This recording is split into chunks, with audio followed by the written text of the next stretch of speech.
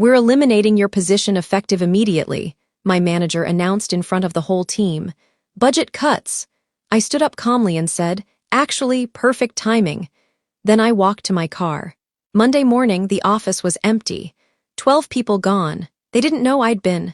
"We're eliminating your position effective immediately," my manager announced in front of the whole team. Budget cuts. The words landed like a slap across my face as 20 colleagues stared at me.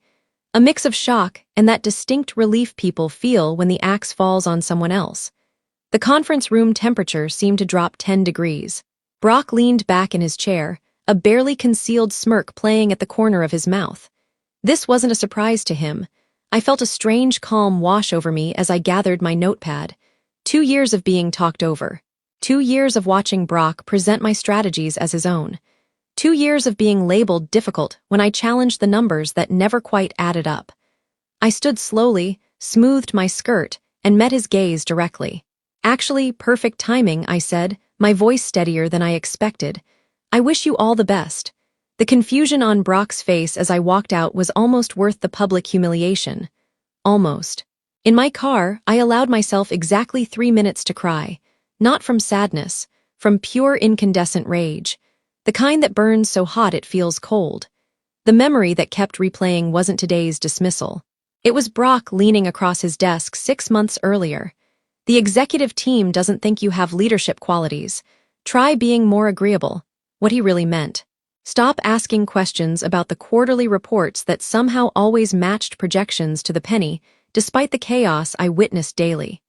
"You're making mountains out of molehills," he'd said when I pointed out the inconsistencies. "Some people just aren't suited for big-picture thinking." The next day, my calendar invitations to strategy meetings disappeared. The message was crystal clear. Stay in your lane or pay the price. What Brock didn't know, 3 months ago, the Industry Transformation Committee had reached out to me directly. They'd noticed my questions at conferences, my insights shared in professional forums. They'd been quietly tracking my work, not the sanitized versions Brock presented to executives. They'd offered me a leadership position with one condition from my side: complete authority to build my team. As I pulled out of the parking lot, my phone lit up with a message from Liv, the committee chair. "Heard what happened. Ready to start building your dream team now?" I typed back one word. "Absolutely." That weekend, I made 12 careful phone calls.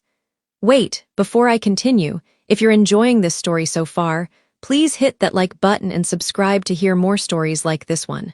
Your support means everything, and I read all your comments. Now, back to how I turned being fired into the best opportunity of my career.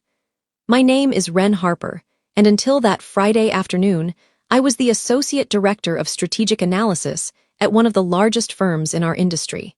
I'm the person who spots patterns others miss, who thinks 3 steps ahead, and who, according to my last performance review, lacks sufficient team spirit to advance further. What that really meant was, I wouldn't stop questioning why our projections always matched our results perfectly despite massive variables in the market. I wouldn't accept that's just how it is as an answer. Growing up as the middle child in a family of 7 taught me to speak up or be forgot. My father, a mathematics professor, taught me that numbers never lie. People do. My mother, a trial lawyer, showed me how to stand my ground when challenged. These weren't qualities Brock appreciated. On Saturday morning, I started with Amani from analytics. Brilliant with data visualization, passed over twice for promotions despite creating tools that increased department efficiency by 40%. "I'm not calling about what happened yesterday," I said when she answered. "The whole building knows, Wren, it was brutal. That doesn't matter now.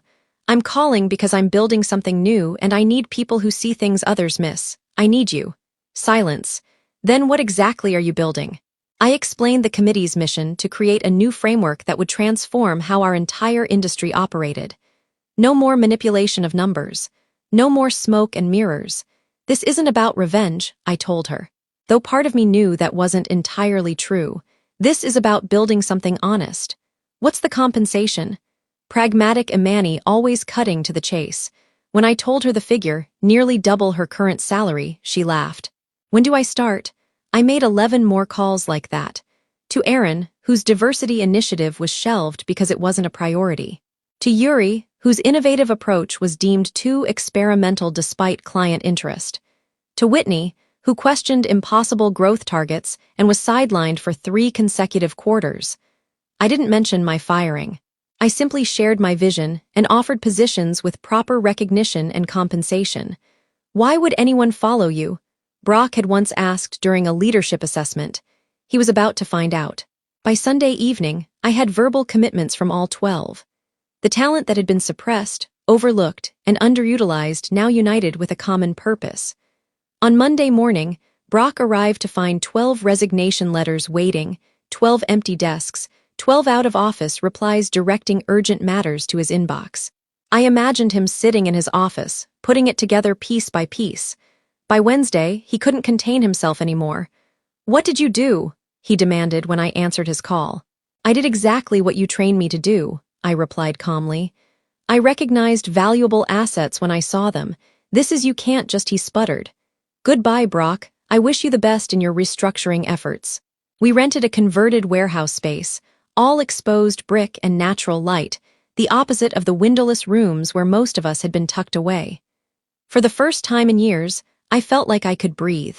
"Welcome to day one," I told my team as they gathered around the large central table. "We have 6 months to reimagine an entire industry." Imani raised her hand. What if we fail? It was the question everyone was thinking. We'd all left secure jobs, burned professional bridges. "Then we fail having tried something authentic," I answered. "But I don't think we will." The first month was chaos. Beautiful, productive chaos. Ideas flowed without the constant, "That's not how we do things" refrain. We challenged each other, built on concepts, tore down conventions. Meanwhile, our former employer scrambled. Clients began calling, asking why their best contacts had suddenly departed.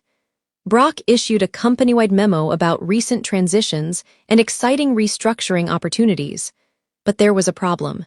He couldn't memo his way out of the quarterly numbers without Imani's analytical skills and Yuri's client management, without Whitney's strategic planning and Aaron's team coordination, without 12 key people performing daily miracles to make impossible targets seem achieved. The truth began to surface. For the first time in 5 years, the quarterly report showed numbers that reflected reality. And reality wasn't pretty. The business press noticed. Unexpected shortfall raises questions about previous reporting accuracy. Read one headline. The stock dropped 11% in a single day, but I wasn't focused on what we'd left behind. I was too busy building what came next. Our teams settled into a rhythm. Imani transformed complex data into visualizations that told compelling stories. Yuri developed relationships with forward-thinking potential clients. Whitney created realistic growth projections. Aaron ensured we maintained the inclusive culture we'd all craved. We weren't just colleagues. We became a kind of family, the kind that challenges each other to be better. We argued. We compromised. We celebrated small victories with impromptu dance parties and late-night strategy sessions fueled by too much coffee. 3 months in, we had a breakthrough. "The problem isn't just in the reporting," Imani said during our weekly alignment meeting. She pulled up a visualization that showed industry-wide patterns. "Look at these curves. Everyone's using the same broken model and hiding the failures. So, we don't just need a better reporting system," I said slowly, seeing where she was heading. "We need an entirely new approach to how value is measured." Whitney finished. That night, we worked until dawn, mapping out a framework that would revolutionize how our industry evaluated success, one based on actual impact rather than manipulated metrics. We called it the transparency matrix. Words spread through industry channels. Former colleagues began reaching out asking if we had positions available. I received LinkedIn requests from executives who'd never acknowledged me in hallways. And then came the email from Jordan, the CEO of my former company. "Your work sounds intriguing. Perhaps we should discuss potential synergies over lunch." I showed it to the team during our morning huddle. "Are you going to meet with him?" Aaron asked. "What do you think?" I countered, looking around the circle. Whitney straightened her glasses. "He ignored you for years, then fired you in front of everyone. Now he wants to pick your brain." Classic Jordan move. Or Yuri offered he's legitimately interested in what we're building. Either way, Imani added, his company's in trouble. Their last earnings call was a disaster. I nodded, considering I'll meet him, not to partner, but to understand what he's really after. The following Tuesday, I sat across from Jordan at a small bistro downtown. 4 years as his employee, and this was our first one-on-one conversation. You've created quite the stir, he began after ordering a $20 salad. 12 departures in one day. I've never seen anything like it. 13. I corrected it, you fired me first. Remember, he had the decency to look uncomfortable. About that, Brock may have overstepped. We were restructuring. Yes, but your dismissal wasn't approved at my level. Interesting. I took a sip of water. So Brock made that decision independently. Jordan shifted. Not exactly. There were concerns about your approach. My questions about the numbers. His eyes widened slightly, so he had known. I was never against analytical rigor. He backpedaled, but there are realities of business that sometimes require flexibility. Flexibility. I repeated. Is that what we're calling fraud now? Jordan lowered his voice. That's a serious accusation, Ren. It's not an accusation. It's an observation. I set down my fork. Now, what exactly did you want to discuss today? Your transparency matrix. I've heard promising things. Perhaps there's a way for our organizations to collaborate, and there it was. The real reason for this lunch. His company was in free fall. The artificially inflated numbers had finally caught up with them. He needed our innovation to save what he'd built. We're not interested in collaboration, I said evenly. Don't be hasty. We have resources, client relationships, infrastructure, and a culture that pushes people to manipulate data. No, thank you. Jordan leaned forward. Be reasonable. This industry isn't big enough for both of us to succeed. Something in his tone made me pause, not just desperation. There was a threat beneath the surface. Are you warning me about something, Jordan? He sat back, smiling, not reaching his eyes, just pointing out market realities. Startups face unexpected challenges all the time. The conversation left me unsettled. On my walk back to our office, I called Liv from the committee. Jordan just essentially threatened us. I told her after explaining the lunch, not surprising. Your former employer has board connections to half the major players. They're not above creating roadblocks. What kind of roadblocks?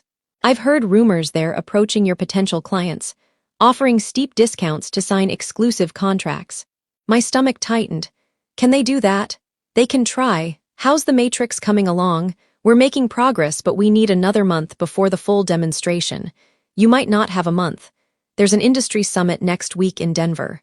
All the major decision makers will be there. If you could present even a prototype, I would stop walking. Next week, that's impossible. If anyone can pull it off, it's your team. Liv paused. Jordan will be presenting too. His topic, innovations and transparency. The knife twisted. He was planning to steal our concept before we could launch it. I called an emergency team meeting as soon as I returned. We need a working demo in 6 days, I announced, explaining the situation. Silence fell over the room. That's not possible, Whitney finally said, with our current approach. No, I agreed. But what if we narrow the scope, focus on one vertical instead of the entire industry spectrum? Imani was already typing. Healthcare has the cleanest data sets. We could build a streamlined demo using those. Aaron crossed his arms. Even with that limitation, we'd need to work around the clock. I looked at each team member. I won't pretend this will be easy. If anyone thinks we shouldn't try, speak now. Yuri stood up. They tried to bury us. I say we show them we're seeds. A slow smile spread across Whitney's face. 6 impossible days it is. We transformed our space into a round-the-clock operation. Couches became nap stations.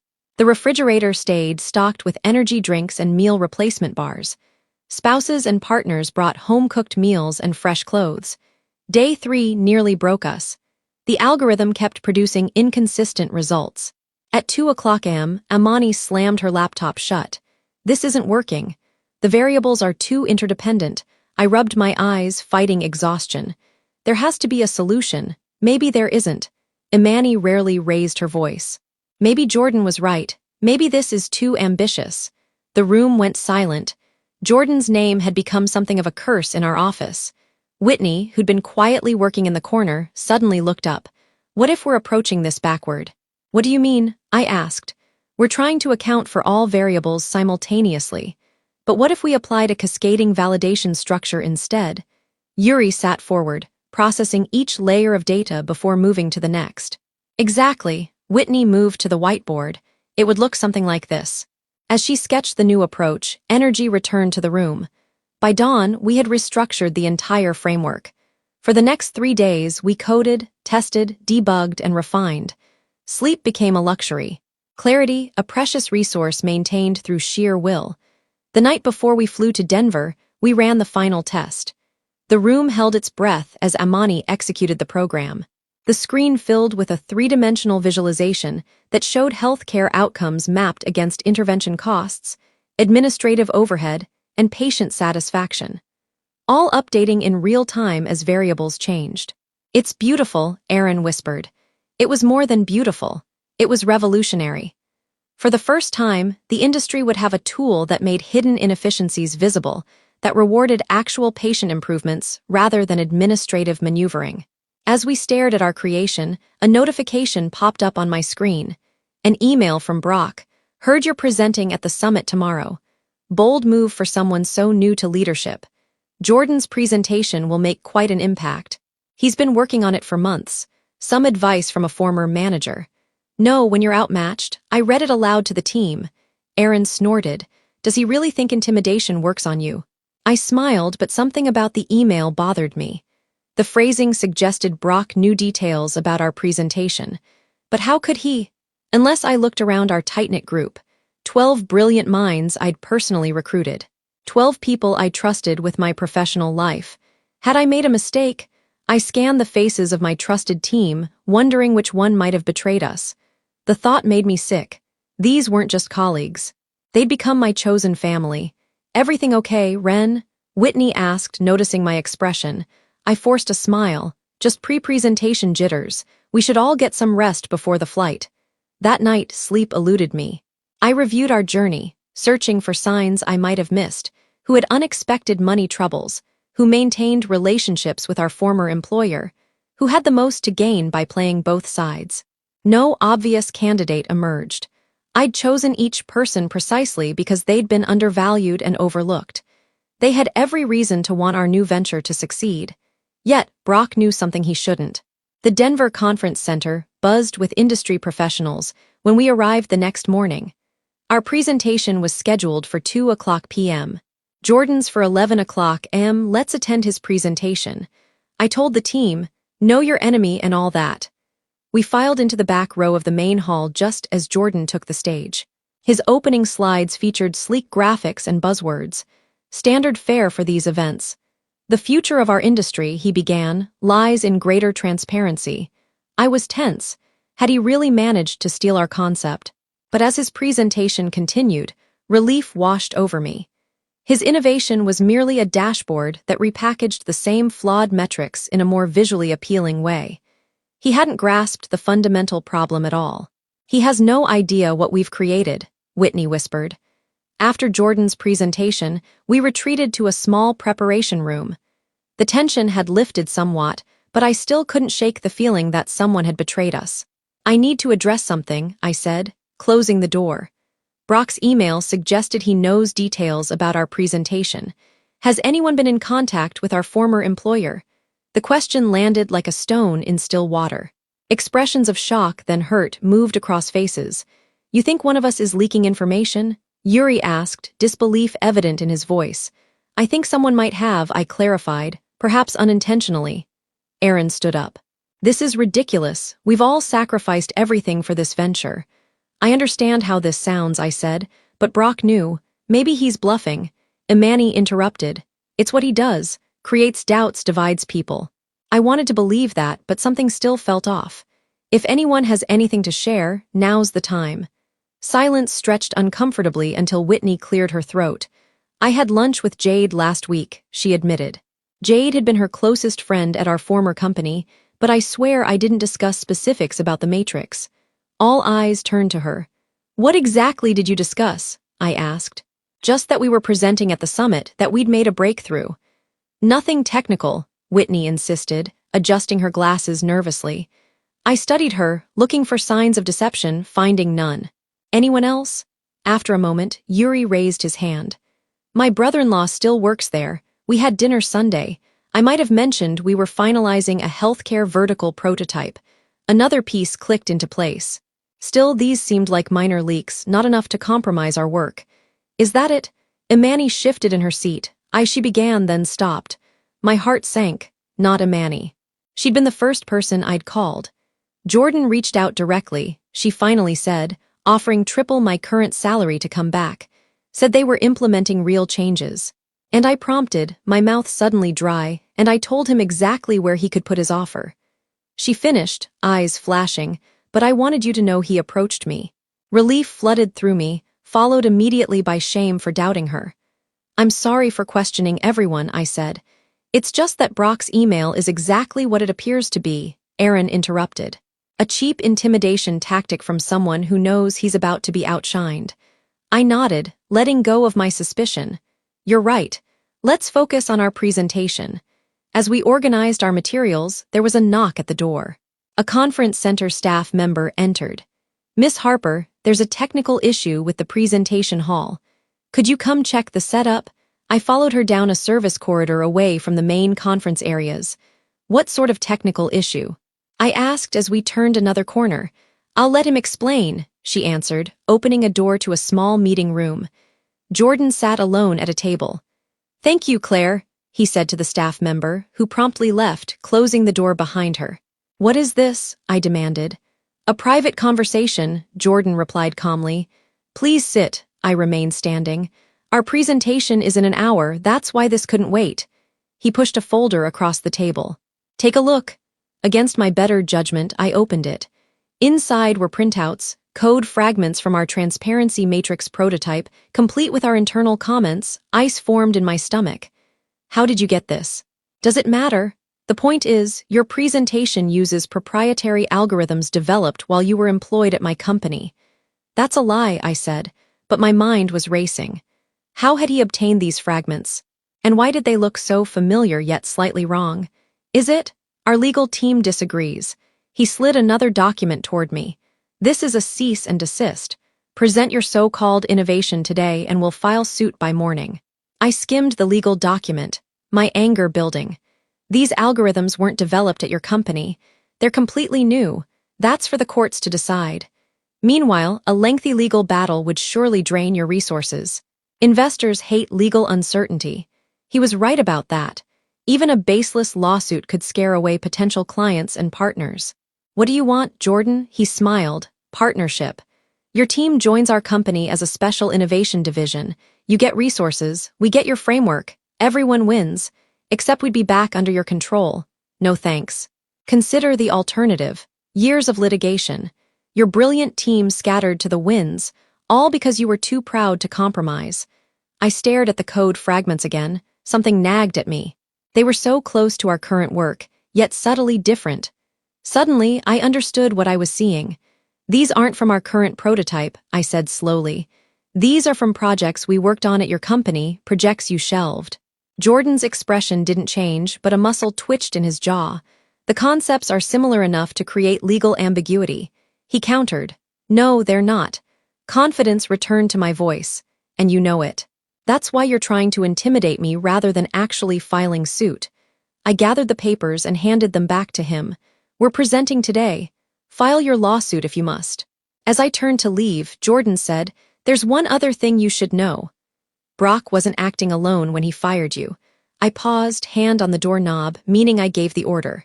Your questions were getting too close to things that couldn't become public. The admission hit harder than I expected. Not because it surprised me, but because it confirmed what I'd suspected all along. My dismissal had never been about performance or budget cuts. Thank you for your honesty, I said. It makes what happens next much easier.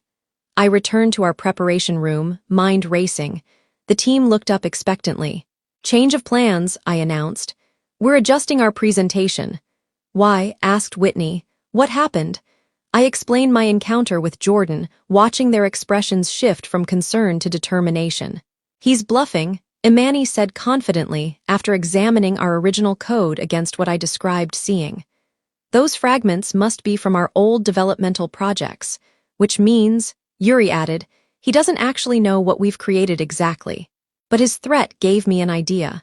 I moved to the whiteboard. What if instead of just demonstrating the healthcare vertical, we show how the matrix could be applied to identify financial manipulation? Aaron smiled slowly using their own reported numbers. Would we have time to adjust the demo? Whitney asked. Imani was already typing. If everyone helps. Yes.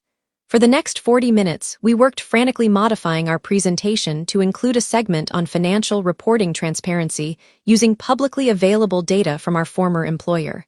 At 2 p.m. sharp, I walked onto the stage. The hall was packed. Industry leaders, potential clients, and yes, Jordan and Brock sitting in the front row. Today, I began. We're going to show you something that changes everything. The presentation unfolded perfectly. First, the healthcare vertical demonstration showed how our framework created true transparency in patient outcomes. The audience leaned forward in their seats, immediately grasping the implications. Then came the moment of truth. But healthcare isn't the only industry suffering from opaque metrics. I continued. Let's look at financial reporting practices.